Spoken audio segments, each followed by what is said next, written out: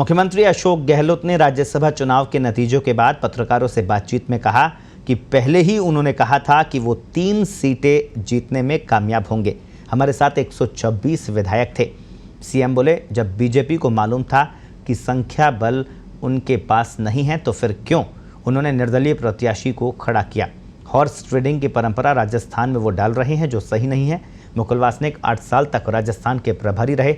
Eastern canal परियोजना राजस्थान में सबसे बड़ा मुद्दा है। मुझे भरोसा है कि तीनों सांसद पुरजोर तरीके से इस मांग को संसद में उठाएंगे। प्रदेश की जनता की भावना के अनुरूप कांग्रेस और सहयोगी विधायकों ने कांग्रेस प्रत्याशियों को वोट दिया। भाजपा विधायक शोभा रानी कुशवाहा ने भी कांग्रेस को वोट दिया, इसके लिए उनका भी धन्यवाद। गहलोत ने कहा कि शोभा रानी कुशवाहा को बीजेपी ने 2 बार टिकट दिया।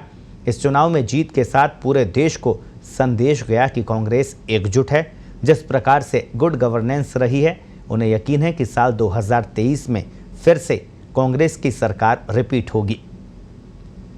सबसे पहले जैसा मैंने कहा पहले ही, तीनों सीटें जीतेंगे और गणित साफ था कि कांग्रेस के साथ में जो हमारे निर्दलीय साथी थे, बीटीपी के थे, सीपीएम के थे और सुभाष गर्ग जी थे।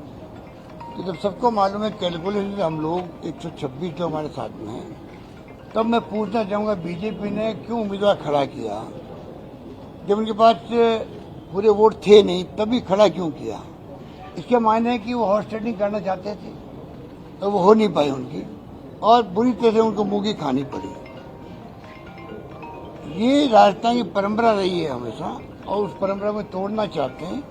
हम चाहते हैं कि ऐसी परंपरा जो गुजरात के अंदर इन्होंने पैदा कर रखी है और राज्यों में कर रखी है, राजस्थान में नहीं फैलाई। रिजल्ट वो तो गलती से हुआ है, वो गलती से हुआ है।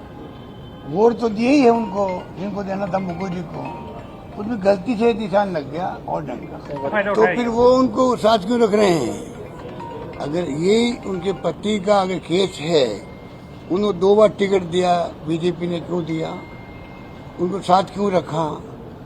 अगर उन्होंने मतलब देखा उनकी हरकतों को, इनकी पार्टी में हरकतें होती है हॉर्स ट्रेडिंग की हो रही है, उसको उन्होंने लाइक नहीं किया, इसलिए वोट दिया। मैं मानता हूँ ऐसा।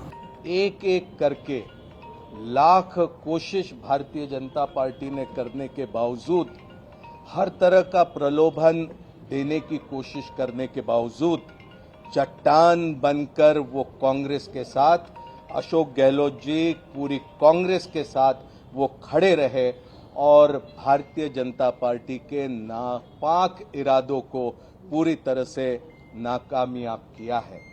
मैं धन्यवाद देता हूं वो सभी हमारे विधायक साथियों को जिन्होंने पूरी मजबूती के साथ इस चुनाव में सहयोग दिया।